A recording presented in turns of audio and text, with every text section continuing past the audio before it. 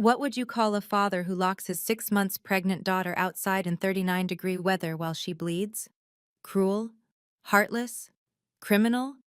That night in November, as I stood shivering on my father's porch with blood running down my legs, I watched him and my brother raise their whiskey glasses through the glass door. They laughed at what they called my Oscar-worthy performance before turning off every light, leaving me in complete darkness with my unborn child. The rain was relentless, the contractions were getting worse, and the man who would eventually save me wasn't just any stranger. He was someone whose identity would destroy my family's empire in front of 200 witnesses at Seattle's most exclusive venue. Hi everyone, I'm Lola Ouellette, 28 years old. What you're about to hear is how 30 years of family abuse ended with a single signature that cost them everything they'd built on my back. If you're watching this, please subscribe and let me know where you are watching from. Every Wednesday at 3 p.m., I sat at the mahogany conference table in Ouellette Construction's boardroom. The seating arrangement never changed. My father Robert commanded the head position, his silver hair gleaming under the crystal chandelier. Marcus, my older brother and executive vice president, claimed the power seat to his right. And me? I occupied the chair nearest the door, like a visitor who might need to leave quickly. The Waterfront Tower project, my father announced that particular Wednesday in early November, spreading architectural plans across the table. $2 billion, the opportunity of the century for whoever lands the subcontract. Marcus leaned forward, his Rolex catching the light. We're perfectly positioned, Dad. Our connections, our reputation, Robert interrupted, his eyes sweeping past me as if I were invisible, is built on 3 generations of Ouellette men who understood that construction is about strength, not sensitivity. I kept my eyes on my notebook, sketching modifications to a design I'd been perfecting for months. My hand instinctively moved to my growing belly, 6 months along now, though my oversized blazer hid most of the evidence. Lola, are you even listening? Marcus's sharp voice cut through my thoughts. Or are you doodling again while we discuss real business? I'm listening, I replied quietly, closing my notebook. Good, because you need to understand how real deals are made, not through your little drawings, but through relationships, power, things you'll never have because you're too weak to take them. My father nodded approvingly. Your brother's right. Just observe and learn, Lola. This is men's work. The irony burned in my throat, but I swallowed it down. They had no idea what I'd been building in secret. 3 years earlier, I'd learned exactly what my place was in the Ouellette family hierarchy. The Riverside Complex project. 42 stories of mixed-use development that would reshape Seattle's waterfront. I'd spent 6 months perfecting every detail, working 18-hour days while Marcus partied with clients. The night before the client presentation, Marcus had called. Hey, little sister, Dad wants me to present tomorrow, says it needs a strong voice. But I designed everything, I'd protested. The sustainable features, the community spaces. And you did great support work, but clients want to see leadership. Don't worry, your contribution won't go unnoticed. It did go unnoticed. When Riverside Complex won the AIA Northwest Award 8 months later, Marcus stood at the podium, accepting the Crystal Trophy. The Seattle Times ran his photo on the business page. Marcus Ouellette, visionary behind award-winning Riverside Complex. I'd been standing in the back of the auditorium, 7 months into my first pregnancy, watching my brother claim my greatest achievement. My husband David had squeezed my hand. You should say something. Family stays united, I'd whispered back, repeating the mantra my father had drilled into me since childhood. His success is my success. Now, 3 years later, sitting in that boardroom with David gone, killed by a drunk driver just 2 months ago, I understood the lie in those words. Marcus's success had been built entirely on my talent, my late nights, my innovation.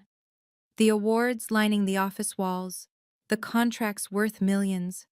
How many bore his name, but my soul? Earth to Lola, Marcus snapped his fingers in front of my face. Stop daydreaming about your dead husband and pay attention. Even grief was something they wouldn't let me own. 6 months pregnant and 2 months widowed, that was my reality in November. The baby kicked as I shifted in the uncomfortable conference chair, a reminder that David's child would never know their father. Still playing the victim, I see, my father observed, noticing my hand on my belly. This is what happens when you marry beneath your station. David had been a structural engineer, brilliant but from a working-class family in Tacoma. No trust fund, no country club membership, no connections my father could exploit.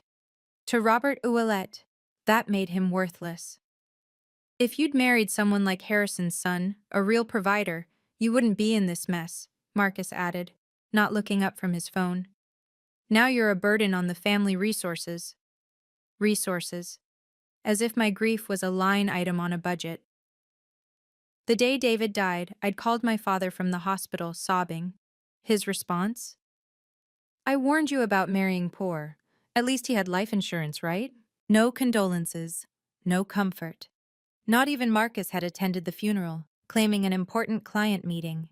The only flowers at David's grave came from his construction crew, the men my family called beneath us.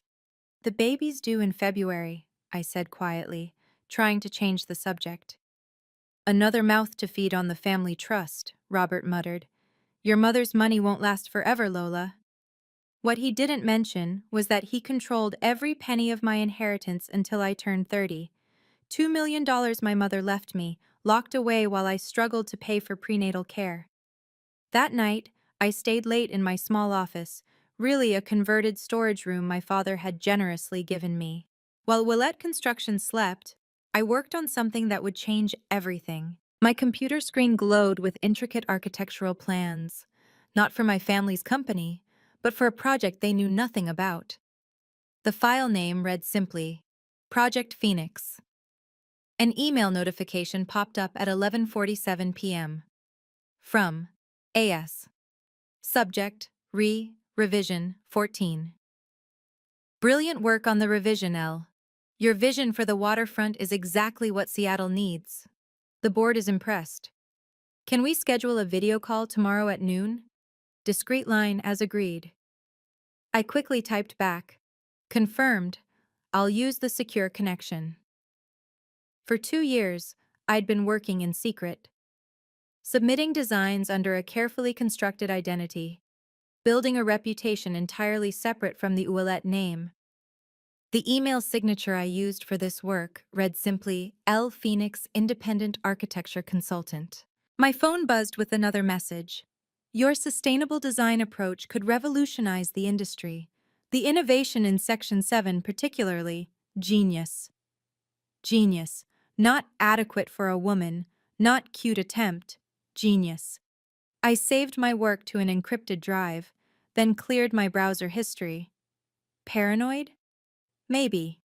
But I'd learned the hard way that anything valuable I created in this building would inevitably become Marcus's next award-winning project.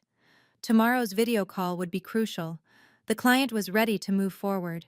They just didn't know they were about to hire Robert Ouellette's overlooked daughter. The manila envelope from Swedish Medical Center felt heavier than it should. I spread the bills across my kitchen table, each one a reminder of my vulnerability. $45,000 for specialized prenatal care, the price of a high-risk pregnancy after age 27 with complications. Pre-existing condition, the insurance rejection letter stated. Pregnancy-related anxiety disorder diagnosed prior to coverage period. My hands shook as I reviewed my options. The trust fund my mother left, $2 million that should have been mine, remained locked under my father's control until my 30th birthday, 14 months away. The irony wasn't lost on me. My mother had died when I was 16, leaving that money specifically for my independence. But Washington state law allowed the trustee, my father, to maintain control if he deemed me financially irresponsible. Marrying David without a prenuptial agreement had been all the excuse Robert needed. I pulled up my bank account, $3,147. David's life insurance was tied up in probate. The small salary my father paid me, deliberately kept low to maintain dependence, barely covered rent and groceries. The medical consent form stared back at me. Guarantor's signature required for payment plan approval. One signature. That's all I needed from Robert. As co-trustee, he could authorize medical expenses from the trust. It should have been simple. My phone showed 3 missed calls from Dr. Harrison's office. The voicemail was gentle but urgent. Mrs. Ouellette, we need to discuss your latest test results. Your blood pressure is concerning. Please call back immediately. I looked at the emergency medical form one more time, then placed it carefully in my purse. Tomorrow, I'd have to swallow my pride and ask my father for help. For the baby, I'd do anything, even beg. Preeclampsia indicators, Dr. Harrison said, his voice careful but firm over the phone. Your blood pressure is 145/92. The protein in your urine has doubled. Mrs. Ouellette, this is serious. I sat in my car outside Ouellette Construction, gripping the steering wheel. Through the building's glass facade, I could see Marcus in the conference room, laughing with clients. What does this mean for the baby? If your blood pressure spikes above 160/110, or if you experience severe headaches, vision changes, or bleeding, you need to come in immediately. We're talking about potential placental abruption, premature delivery, or worse. Worse. The word echoed in my mind. Any severe stress could trigger a crisis, Dr. Harrison continued. Do you have family support? Someone who can help you stay calm, handle daily stresses? I almost laughed. Yes, I lied. My family is very supportive. Good. Get that guarantor signature today. We need to admit you for monitoring within 48 hours if symptoms worsen. After hanging up, I sat in silence. Inside the building, Marcus was now showing something on his laptop, probably claiming credit for another of my designs. My father stood beside him, proud hand on his son's shoulder. A wave of dizziness hit me. I checked my blood pressure on the portable monitor Dr. Harrison had insisted I carry, 150/95, higher than this morning. Just get the signature, I whispered to myself, practicing what I'd say. Don't argue. Don't defend yourself. Just get it and leave. My phone buzzed with a text from Marcus.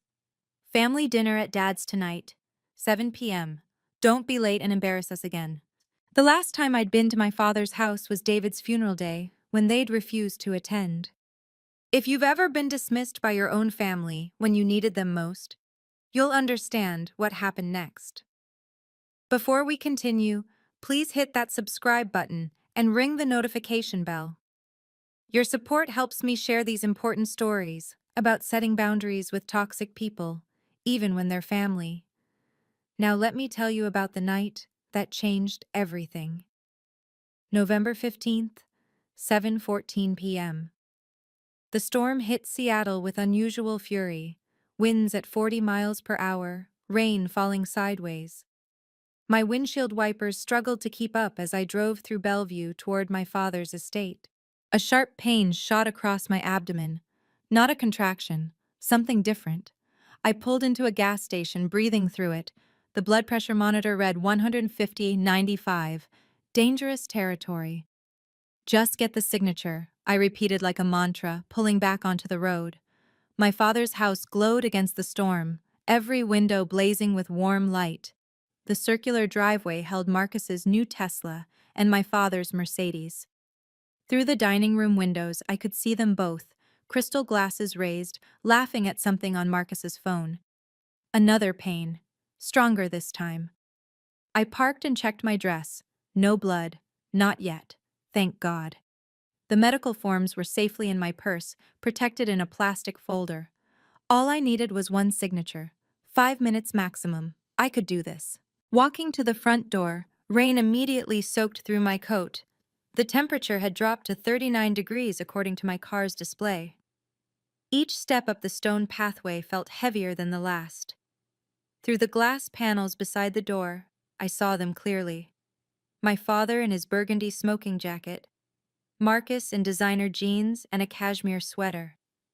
The dining table was set for two. Only two. I rang the doorbell, my hand shaking from cold and something else. Fear? Humiliation? The laughter inside stopped. Marcus opened the door, whiskey fumes hitting me immediately. His eyes narrowed in confusion, then annoyance. Lola, what the hell are you doing here?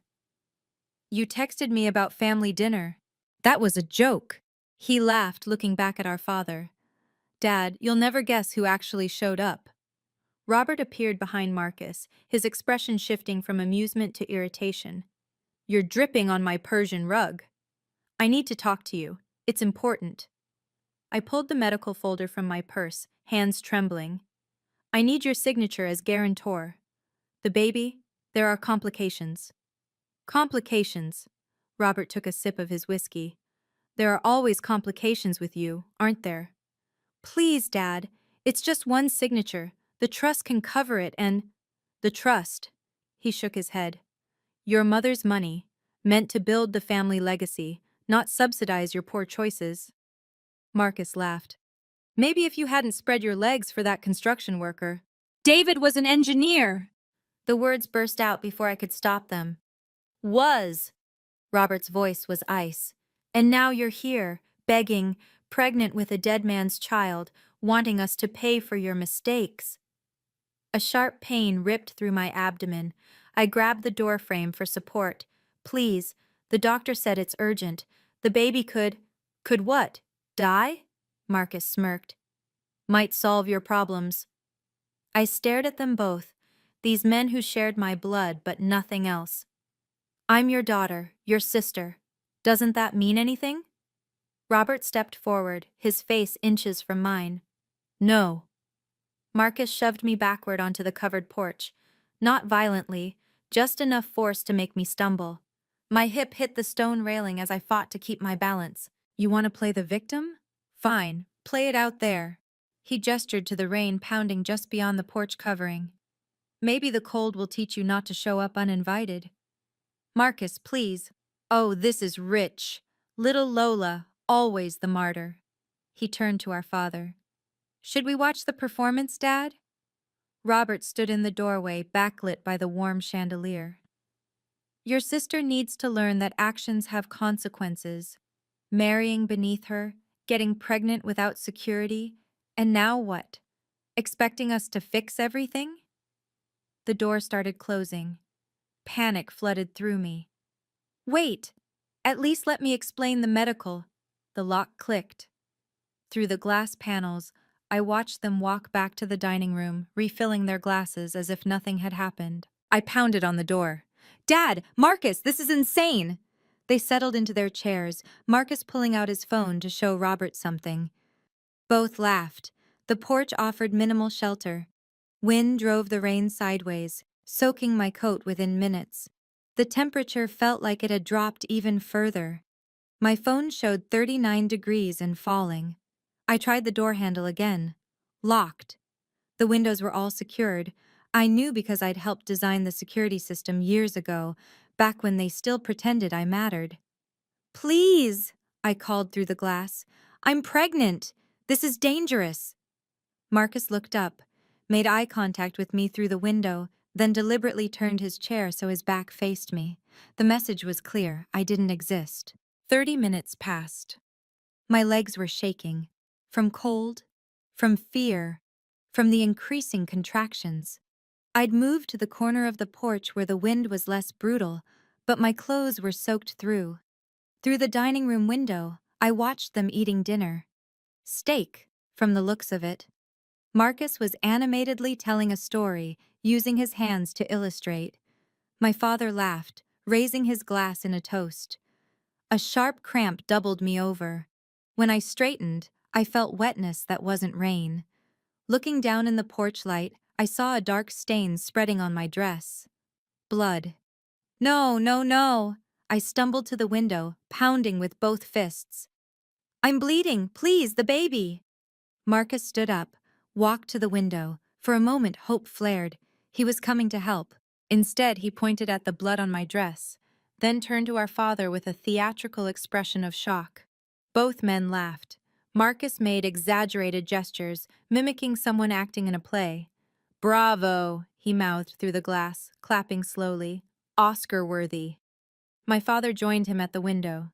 They stood there, warm and dry, watching me like I was entertainment.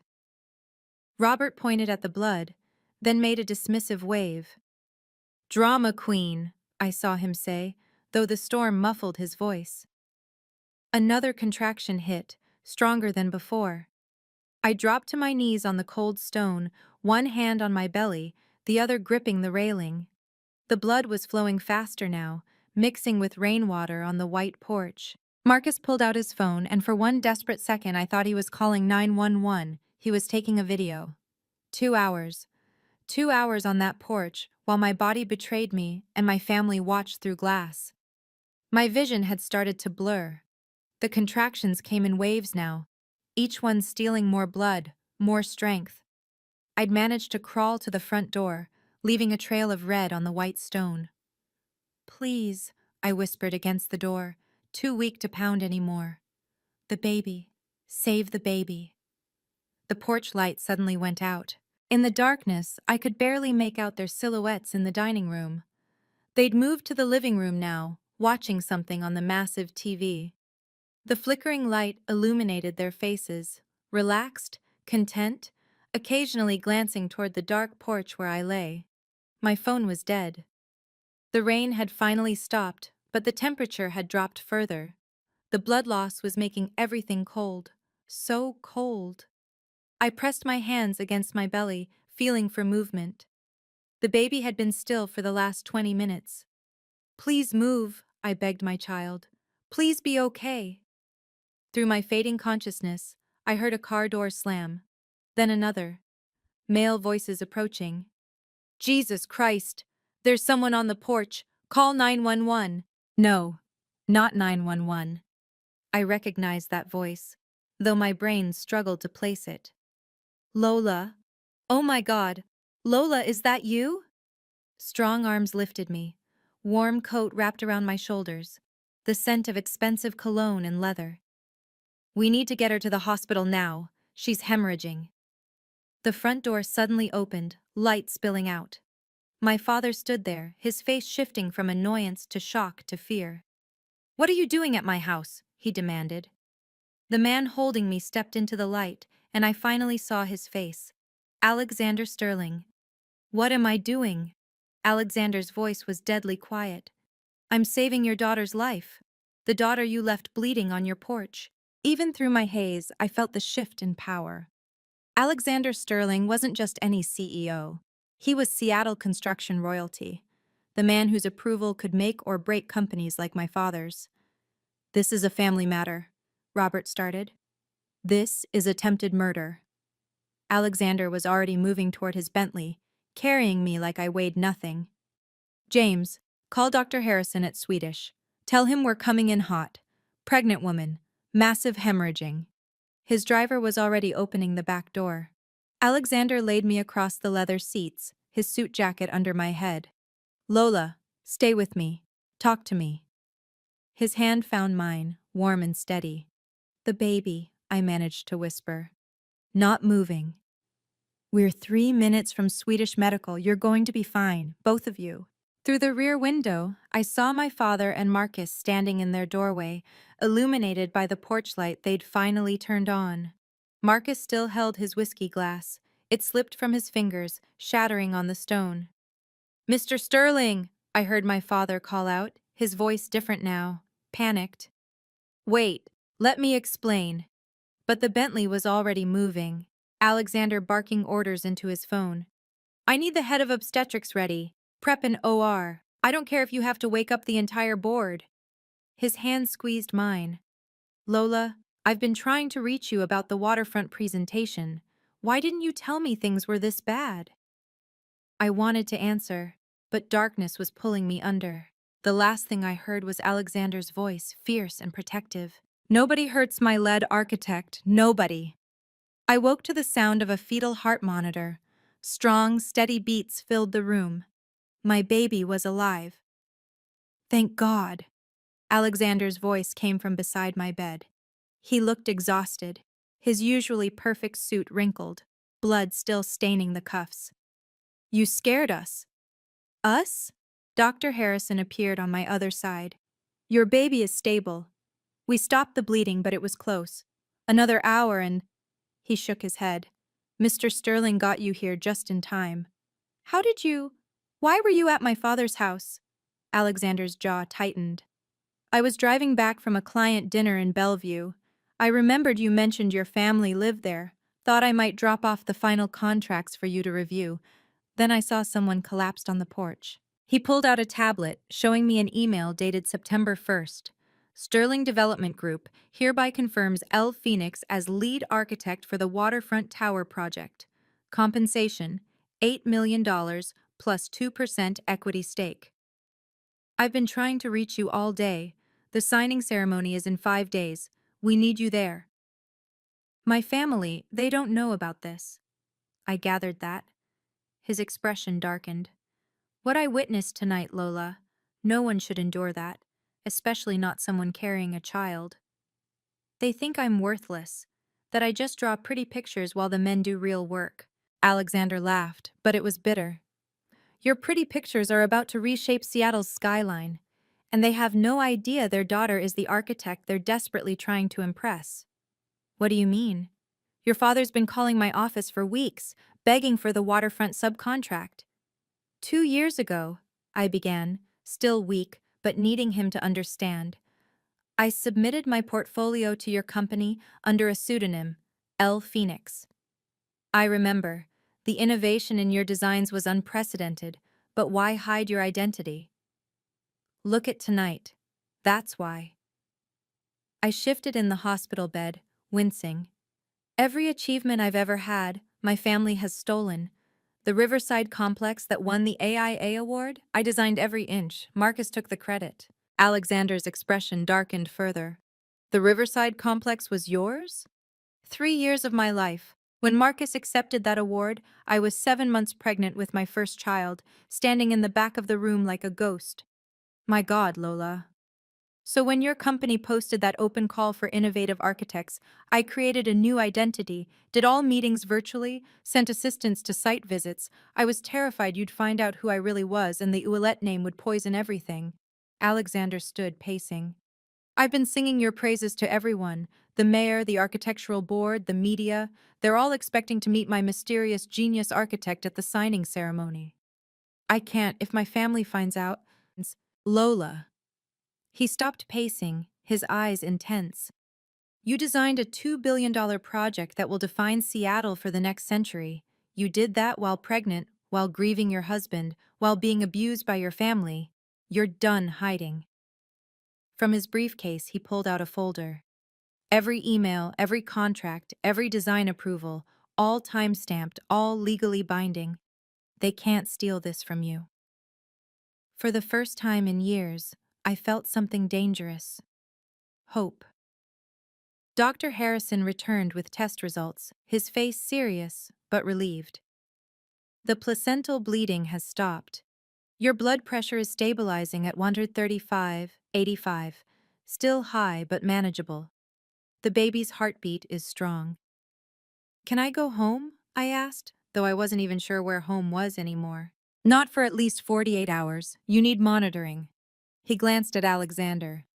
Mr. Sterling has arranged for you to stay in our VIP suite. He's also covered all medical expenses. Alexander, I can't accept… It's done. His tone brooked no argument. $8 million architects don't worry about medical bills. Dr. Harrison continued. There's something else. The stress levels you experienced tonight. Your cortisol was off the charts. What happened to you could have triggered a complete placental abruption. Your father and brother, essentially, tried to kill her and the baby, Alexander finished flatly. I was there. I saw everything. I'll need to file a report, Dr. Harrison said carefully. This falls under mandatory reporting for endangerment of a pregnant woman. Fear spiked through me. If you report it, everyone will know. Everyone should know, Alexander interrupted. But we'll handle this strategically. The signing ceremony is November 20th, 5 days from now. Your father and brother will be there, expecting to win that subcontract. A cold smile played at his lips. They're about to learn what happens when you try to destroy talent instead of nurturing it. What are you planning? Justice, Lola. Served at exactly the right temperature, in front of exactly the right audience. 3 days passed in the VIP suite. Alexander visited daily, bringing contracts, blueprints, and something else. Respect. He treated my opinions like they mattered, my designs like art, my trauma like truth. I pulled the security footage, he said on the third day, setting his laptop on my hospital tray. From your father's porch. You what? My head of security has connections. The video is damning. You collapsing, them laughing through the window, the blood on the white stone, all time-stamped. I watched 30 seconds before turning away. I can't. You don't have to. But Lola, they're telling people you're mentally unstable. Your father called my office yesterday, warning us about his troubled daughter, who might try to insert herself into the waterfront project. Rage, clean and sharp, cut through my exhaustion. He said what? He's trying to discredit you preemptively. He must sense something. Alexander closed the laptop. The signing ceremony is in 2 days, 200 guests, the mayor, the architectural board, every major construction firm in Seattle. Your father and Marcus have premium seats, table 2, right behind my executive team. They'll be there expecting to win the subcontract. Exactly. $150 million they're counting on. He leaned forward. I want you there. Not as Robert Ouellette's daughter, but as Elle Phoenix, lead architect. It's time to stop hiding.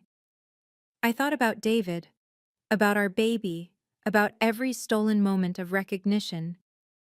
What do I wear? I asked. Alexander smiled, the first genuine smile I'd seen from him. Whatever makes you feel powerful, because you are. November 20th, 2:00 p.m. The Four Seasons Ballroom gleamed with Seattle's elite. 200 of the city's most powerful people gathered for the waterfront tower signing. Crystal chandeliers cast golden light over tables draped in ivory linen. I watched from the VIP prep room as guests arrived. Through the door's crack, I could see table 2 perfectly. My father, resplendent in his navy Armani suit, glad-handing everyone within reach. Marcus beside him, designer everything, checking his phone between forced laughs. Ouellette Construction built half of downtown, I heard Robert telling the couple at table 3. The waterfront project needs experienced hands, not experimental nonsense. Alexander appeared beside me. Ready? I smoothed my black Carolina Herrera dress, the one David had bought me for our anniversary, the one that made me feel like myself. My 6-month bump was prominent now, no hiding it. They don't know I'm here? They think you're still in the hospital. Your father called there this morning, actually. Wanted to know if you were mentally competent to sign over power of attorney. Through the door, I watched Marcus lean over to a reporter. Sterling's being secretive about his architect, probably some East Coast import. No one knows Seattle like we do. The irony was delicious. Sarah Mitchell from the architectural board took the podium. Ladies and gentlemen, before we begin the signing, Alexander Sterling has asked to say a few words about the selection process. My father straightened in his chair, that confident smile spreading. He thought this was his moment. Alexander squeezed my shoulder. Watch this. He strode to the podium with the confidence of a man about to detonate a carefully placed bomb. What happened next at that signing ceremony left everyone speechless. If you're finding value in this story about standing up for yourself, please take a moment to like this video and share it with someone who needs to hear it. Your engagement helps these important messages reach more people. Now let me tell you about the moment everything changed. Before Alexander could speak, my father stood up, raising his champagne glass. The room turned to him. Robert Ouellette commanded attention wherever he went. If I may, he said with practiced charm, before we celebrate this magnificent project, let me share something about Seattle's construction legacy. Alexander paused at the podium, allowing it. I knew that look, giving my father enough rope. Willett Construction has been building this city for 3 generations, Robert continued, his voice carrying perfectly. My grandfather laid the foundations of the Space Needle. My father built the first high-rises downtown. And now, my son Marcus and I continue that tradition. Marcus stood, joining the impromptu toast. We don't just build structures, we build the future. The waterfront tower deserves builders who understand Seattle's soul. Polite applause rippled through the room. Several investors nodded approvingly. Which is why, Robert continued, his voice swelling with confidence, we're honored to be considered for the primary subcontract. Our vision aligns perfectly with Sterling Development's standards. He was practically claiming the contract already. The hubris was stunning. In fact, Marcus added, pulling out his phone, we've already drawn up preliminary workforce allocations, 300 local jobs, all union, all Seattle families. Because family is everything to the Ouellets. Family, the word made me sick. From my hidden vantage point, I saw Alexander's jaw tighten. He let them finish their performance, then approached the microphone. Thank you, Robert. Marcus, your passion for Seattle is noted. His tone was perfectly neutral, giving nothing away. Now, before we discuss contracts, there's someone everyone needs to meet. The person without whom Waterfront Tower wouldn't exist. My father smiled broader, probably thinking Alexander meant him. He had no idea. 2 years ago, Alexander began, his voice cutting through the room's chatter, Sterling Development received a portfolio that changed everything. The designs were revolutionary.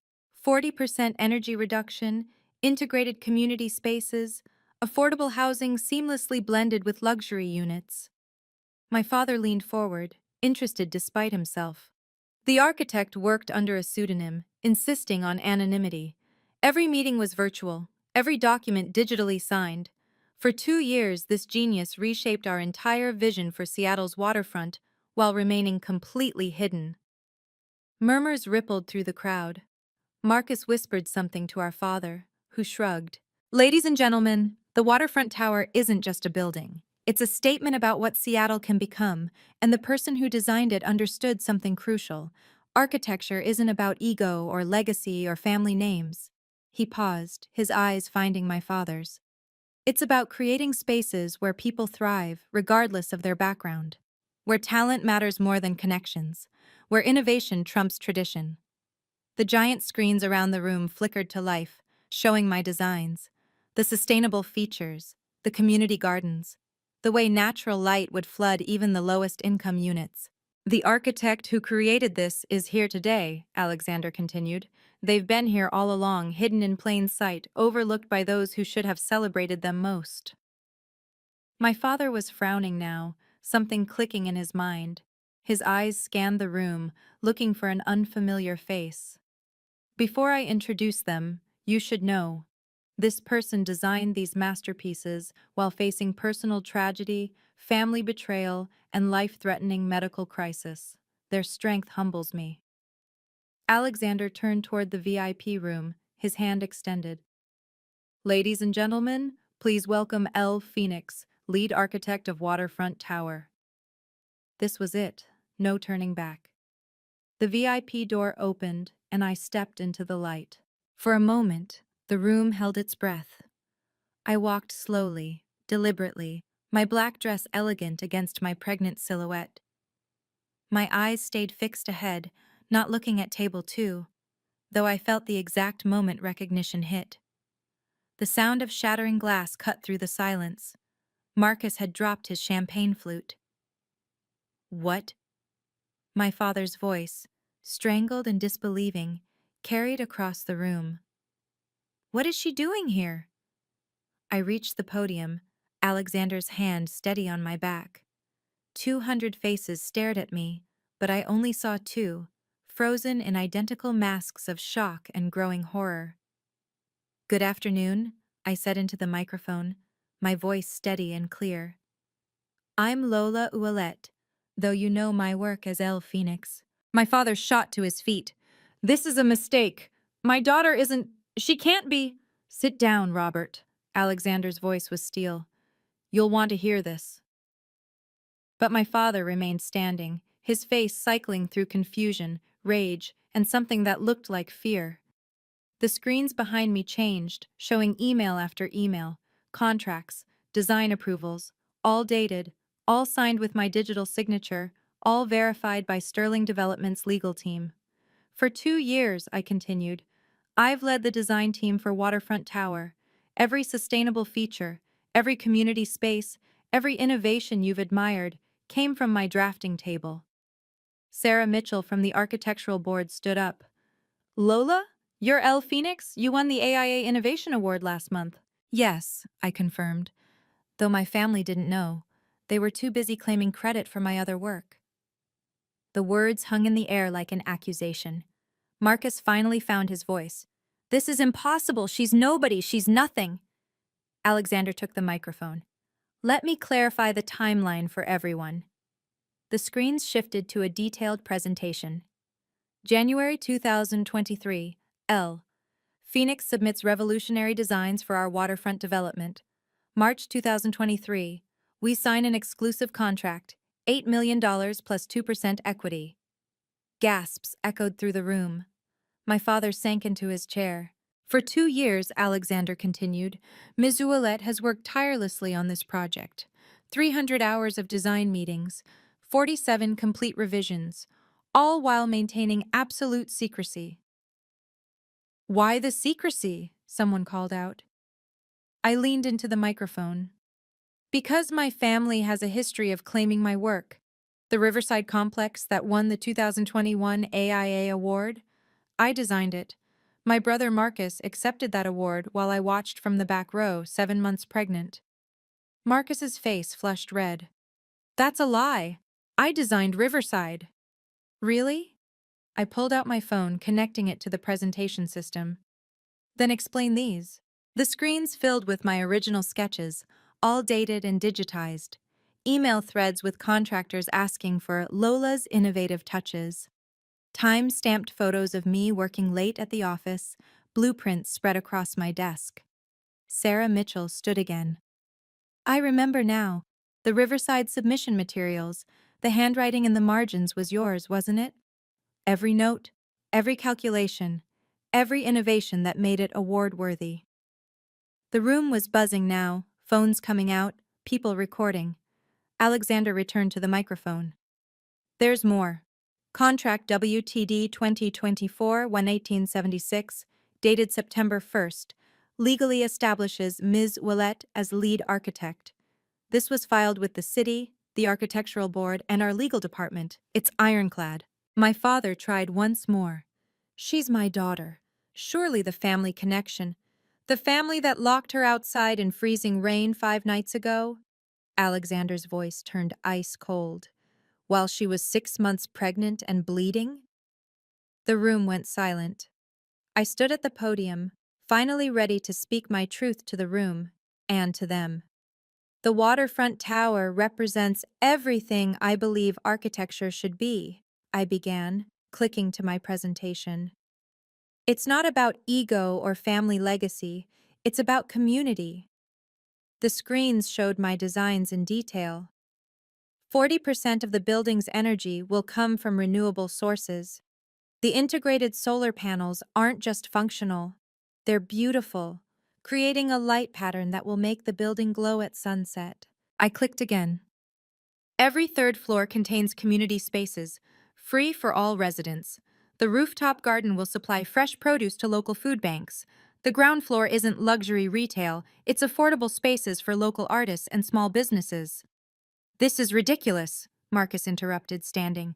She doesn't have the experience. Sit down, Mr. Ouellette, Sarah Mitchell commanded.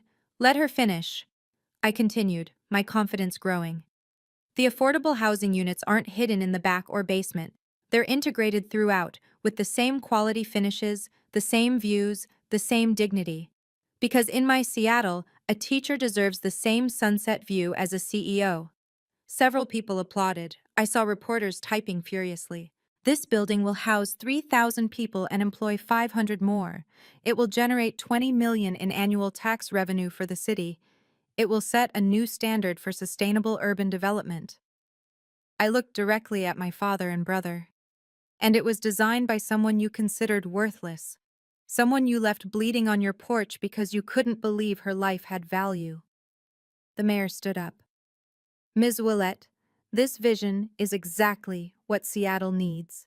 The city is proud to support this project. My father's face had gone gray. Marcus was shaking his head, muttering, "No, no, no." But I wasn't done. Sarah Mitchell approached the podium carrying an award plaque. Before we continue, I need to make something clear. Last month, the American Institute of Architects awarded its highest honor for innovative sustainable design. The winner was Elle Phoenix for the Waterfront Tower project.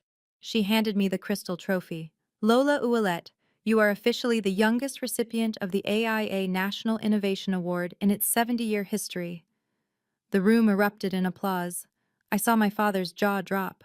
Furthermore, Sarah continued, the Architectural Board has been investigating claims of design theft in the Seattle market.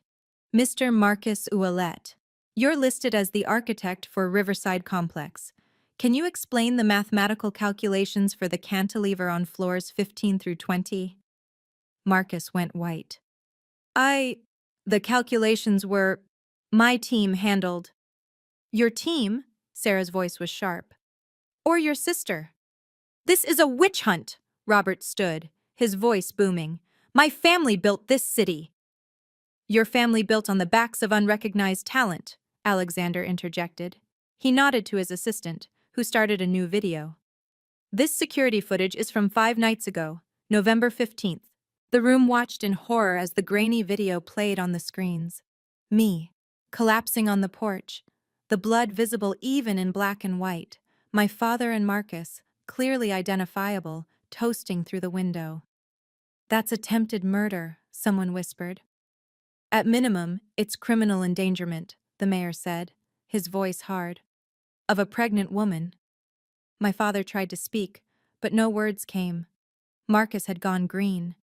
Alexander returned to the microphone.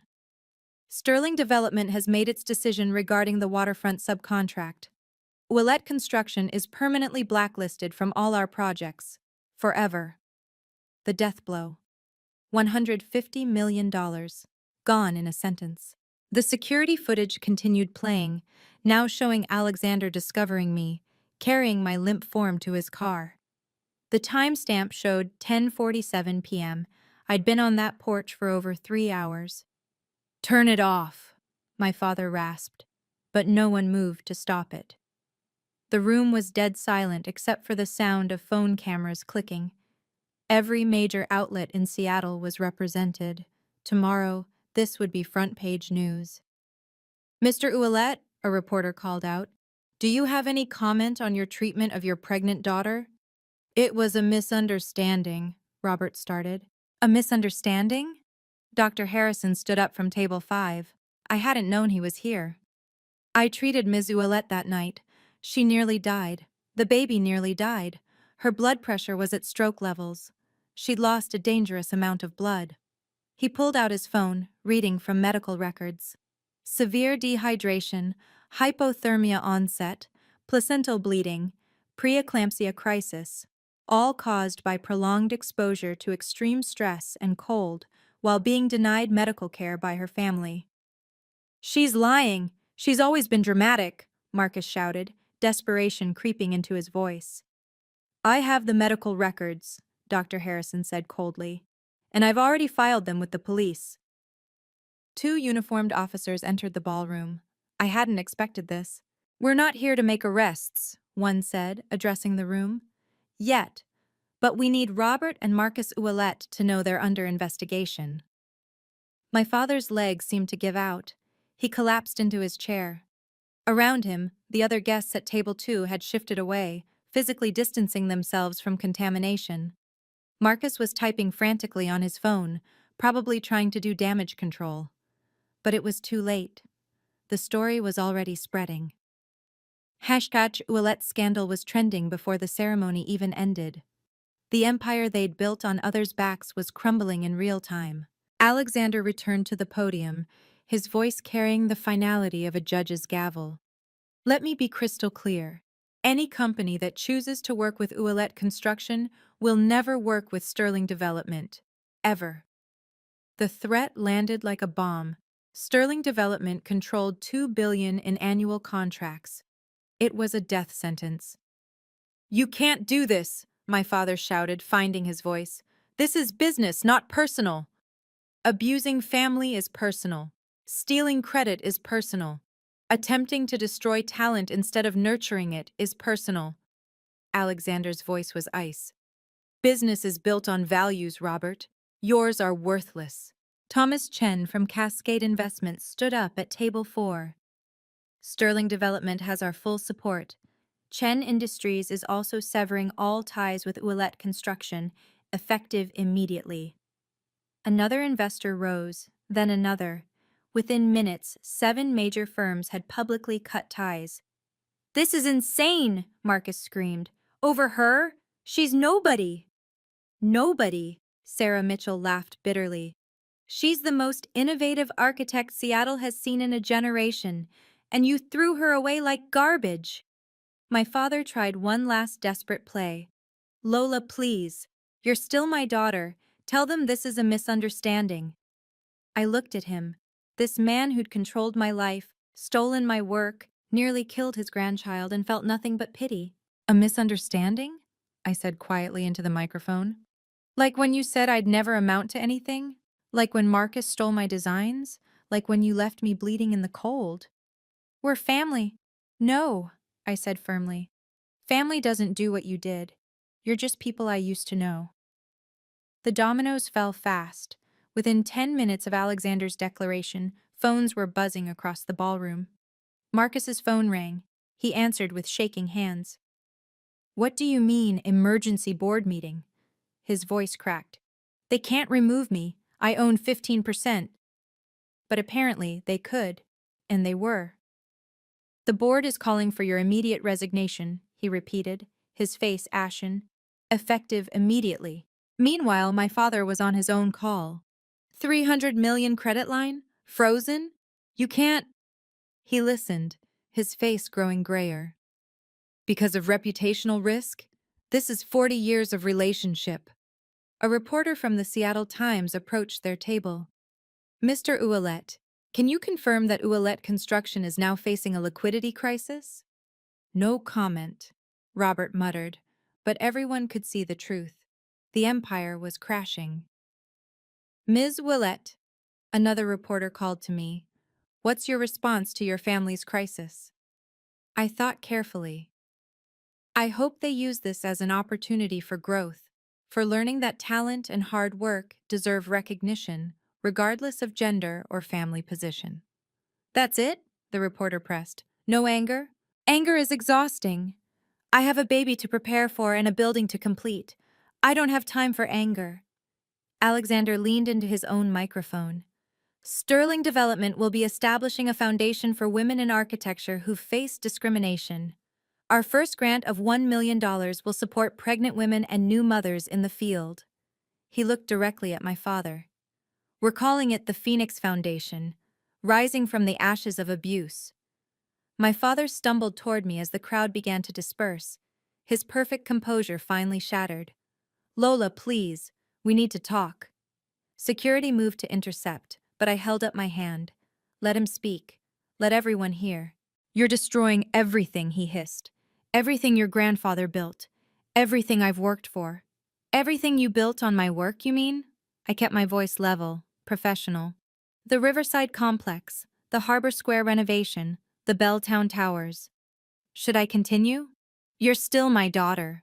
Biologically, yes. But family is about love, support, protection. You locked me out in freezing rain while I bled. That's not family. That's abuse. Marcus joined him, desperate. We can work this out. We'll give you credit. We'll make you a partner. A partner? I almost laughed. I don't need your partnership. I have my own company now. This was news to everyone. including Alexander, who raised an eyebrow. Phoenix Architecture Studios, I announced. Opening next month, we'll specialize in sustainable, community-focused design, and we'll never, ever steal credit from our employees. This is revenge, Robert accused. No. Revenge would be pursuing criminal charges for attempted murder. This is consequence. I turned to address the remaining crowd. My father and brother made choices. Now they're experiencing the results. That's not revenge, it's justice. Lola, my father reached for me. Don't. I stepped back. You made your choice that night on the porch, when you laughed while I bled. Now live with it.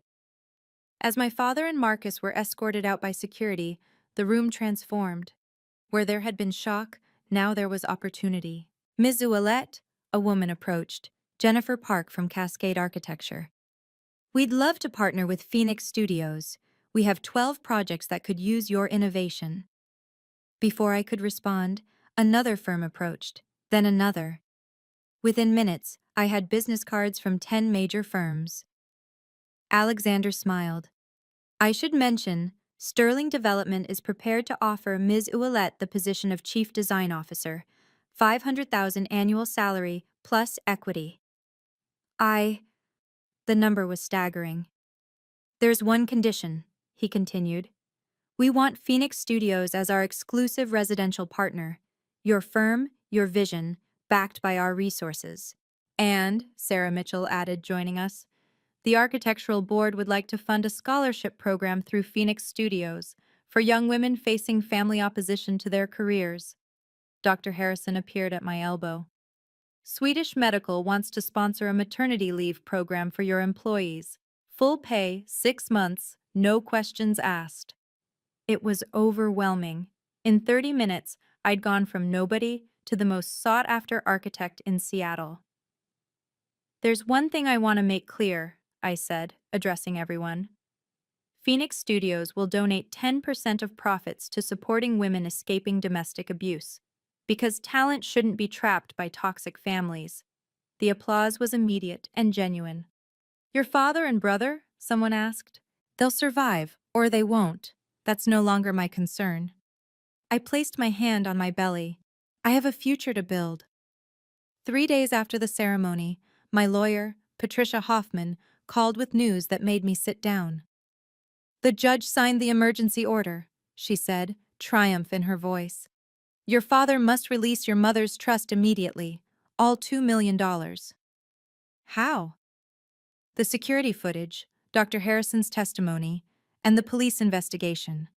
The judge said it was the clearest case of fiduciary misconduct and endangerment she'd ever seen. The money will be in your account within 48 hours. But that wasn't all. Your father's lawyer contacted me. They want to settle out of court for the emotional distress and endangerment charges. Settle, $5 million, plus full medical expenses and a restraining order. They're terrified of a criminal trial. I thought about it. A trial would mean reliving that night repeatedly. What do you recommend? Take it. Use the money to build your life. The restraining order means they can't come within 500 feet of you or your child without court supervision. Do it. 2 days later, $7 million sat in my account. My mother's money, finally free. Justice money from my father's cruelty. And my earnings from Waterfront Tower still to come. I stood in my new office space, a beautiful loft in Pioneer Square with views of Elliott Bay. Phoenix Architecture Studios was real. The nameplate on the door gleamed in the afternoon sun. My phone buzzed with a text from my father. Please, can we talk? I deleted it without responding. Then I blocked the number. Some bridges, once burned, should stay ash. And from those ashes, phoenixes rise. The Seattle Times headline read, Ouellette Construction loses 60% of clients in wake of abuse scandal. I read the article over morning tea in my new office. Stock price down 45%, credit lines frozen, major clients fleeing like rats from a sinking ship. The city council is reviewing all Ouellette construction contracts, my assistant Marie informed me. There's talk of a full audit going back 5 years. My phone rang. Unknown number, but I recognized Marcus's wife's voice. Lola, it's Catherine. I wanted you to know. I'm leaving him. What he did to you. What I saw on that video. I can't stay with someone capable of that. Catherine, you don't have to. Yes, I do. My daughters deserve better than a father who would watch his pregnant sister bleed. The divorce papers were filed this morning. After she hung up, Marie brought in more news. Your father was removed from the Seattle Business Council, unanimous vote, and the Rainier Club revoked his membership. The Rainier Club. My father's holy grail, the validation he'd sought his entire life. Gone. There's more, Marie said carefully. Ouellette Construction's headquarters building? The landlord is Sterling Development. Alexander Sterling just gave them 30 days' notice to vacate. The irony was perfect. My father would have to abandon the building he'd been so proud of, the one with his name in gold letters on the front. By noon, 3 more news outlets had picked up the story. The security footage had gone viral. Hashtag Justice for Lola was trending nationally. My father had wanted a legacy.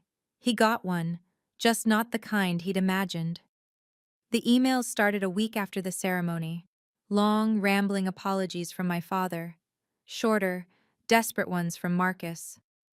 I was wrong, my father wrote. Your mother would be ashamed of me. Please, let me meet my grandchild when they're born. Marcus tried a different approach. I'm in therapy now. I understand how toxic I was. I want to make amends. He'd even sent a check for $50,000 for the baby. I sent it back with a note. Your money won't buy forgiveness. Do the work first. Patricia, my lawyer, helped me draft formal terms. If they wanted any possibility of future contact, they had to.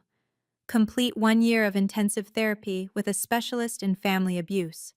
Publicly acknowledge their theft of my work and issue formal apologies in the Seattle Times. Donate $1 million each to domestic violence shelters. Sign legal documents acknowledging my sole custody and limiting their access. These seem harsh, Patricia said. Harsh? I laughed bitterly. They left me bleeding in the cold.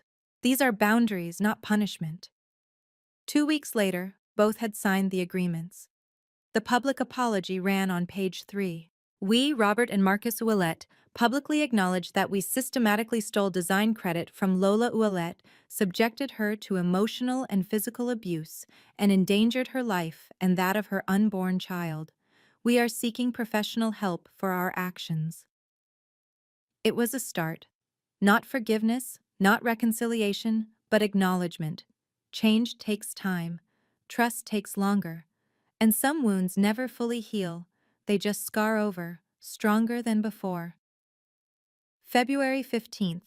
Phoenix Architecture Studios officially opened with 12 employees, 9 women, 3 men, all brilliant, all previously overlooked by traditional firms.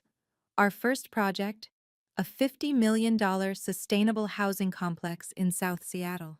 The client specifically requested the L Phoenix touch. We're booked solid for 2 years, Marie announced at our opening celebration, and the waiting list keeps growing. The office was everything Ouellette Construction never was. Open, collaborative, walls covered with everyone's designs, all credited. A nursery in the corner for employees' children. Flexible hours, profit sharing. You did it, Alexander said, raising his champagne glass. You built something entirely yours. My water broke 2 hours later. Hope Phoenix Ouellette arrived at 3:47 a.m. on February 16th. 6 pounds, 4 ounces of perfect. As I held her, I thought about the night on the porch, how close we'd come to not making it. She's beautiful, the nurse said. Strong heartbeat, fighter like her mom. Through the window I saw Seattle waking up, the city my family claimed to own but never understood. It didn't belong to the Ouellettes or the Sterlings or anyone with a name on a building. It belonged to everyone who worked to make it better. Your daddy would have loved you, I whispered to Hope. And mommy's going to make sure you grow up knowing your worth isn't determined by your last name or who you marry or how well you please others. It's determined by who you choose to be. Phoenix Architecture Studios. Rising from ashes. Building the future. 6 months later, August afternoon. The coffee shop on Pine Street was neutral territory. Public enough for safety, private enough for conversation. My father looked older, smaller somehow, his usual commanding presence diminished. Marcus sat beside him, fidgeting with his coffee cup. Across from them, I held Hope while my lawyer Patricia sat to my right. "Thank you for agreeing to this," Robert began, his voice uncertain in a way I'd never heard. "You've completed 6 months of therapy," I acknowledged. "Dr. Brennan says you're making progress." "We are," Marcus said quickly. "I understand now what we did. The narcissistic family system, the scapegoating, the—" "Don't quote your therapist at me," I interrupted. "Show me through actions." They exchanged glances. Robert pulled out a folder. "I've restructured Ouellette Construction. 30% of leadership positions are now held by women. We've implemented blind submission for all design credits, and we're funding a scholarship for female architects." "It's a start," I said. Hope gurgled, and both men's eyes locked onto her. The longing in their faces was obvious. "Can we—" Marcus started. "You can see her for 30 minutes once a month," I said firmly. "Always supervised. Never alone with her. Patricia will coordinate the meetings." "That's all?" My father's voice cracked. "You're lucky it's that much. You nearly killed us both." "We know," Robert said quietly. "I dream about that night. You on the porch, the blood, the cold. I wake up sick with myself." "Good. Maybe that sickness will keep you from ever doing it to someone else." We established the rules. No discussing my childhood with Hope. No gifts without approval. No showing up uninvited. No posting about her on social media. Any violation meant permanent cutoff. "I understand," my father said. "Whatever it takes." As we left, Hope reached toward them with chubby fingers. They both froze, afraid to move. "Next month," I said. "Earn it." Trust is earned in drops and lost in buckets. They had a long way to go to refill what they'd spilled that night on the porch. The Phoenix Foundation's first anniversary gala brought together 200 women in architecture. Women who'd been overlooked, undervalued, had their work stolen, women like me. 57 women have left abusive work or family situations because of the support this foundation provided, I told the audience. 57 phoenixes rising from their own ashes. One woman approached afterward, young, maybe 25, tears in her eyes. "My father says architecture is men's work. My brothers take credit for my designs. I thought I was alone." "You're not," I assured her. "You never were. We just couldn't see each other through the smoke of all those bridges burning." Phoenix Studios had grown to 30 employees. We'd completed 12 projects, each one credited accurately, each one pushing sustainable boundaries. The waterfront tower was 60% complete, already winning pre-construction awards. "You've changed Seattle," Sarah Mitchell said, joining us. "Not just the skyline, the culture. Firms are restructuring. Credit theft is finally being called out." But the real change was smaller, quieter. It was in the emails I received daily from women finding their voices, in the fathers reconsidering how they treated daughters, in the companies implementing blind design reviews. "Your family?" Sarah asked carefully. "They're trying. Real change takes time. Maybe Hope will know them as better people than I did. Maybe not, but she'll know her worth regardless." That night, I stood on my office balcony with Hope sleeping against my chest. Seattle sparkled below, a city of bridges and water, of old names and new dreams. "You can love people from a distance," I whispered to my daughter. "You can forgive without forgetting. You can rise without revenge. Blood makes you related. Loyalty makes you family. And sometimes, the family you choose is stronger than the one you're born into." 1 year later, the waterfront tower's grand opening, 2,000 people gathered to see Seattle's new landmark, my design, finally built, reaching toward the sky like a promise kept. I stood with 18-month-old Hope on my hip, watching the ribbon cutting from the architect's platform. She pointed at the building, babbling excitedly. Yes, baby. Mommy built that while you were in my belly. We built it together. In the crowd, I spotted my father and Marcus, invited as regular guests, not VIPs. They watched from a distance, respecting the boundary. My father caught my eye and nodded. Acknowledgement without intrusion. Progress. Alexander took the podium. This building represents what's possible when talent is recognized, not stolen. When innovation is celebrated, not suppressed. When we lift each other up instead of tearing each other down. The crowd erupted in applause. Hope clapped her tiny hands, laughing. Later, as the sun set through the building's solar panels, casting rainbow patterns across Seattle, I thought about that night on the porch. How close I'd come to losing everything. How that loss had become my greatest gain. My phone buzzed with messages from women around the world, sharing their own stories of rising from abuse, of setting boundaries, of choosing themselves. This is what phoenixes do. We rise, we soar, and we light the way for others to follow. Thank you for listening to my story. If it resonated with you, please subscribe and share it with someone who needs to hear that it's okay to set boundaries with toxic family members. Your mental health and safety come first, always. Comment below with your thoughts. I read every single one. Remember, you deserve respect, especially from those who claim to love you.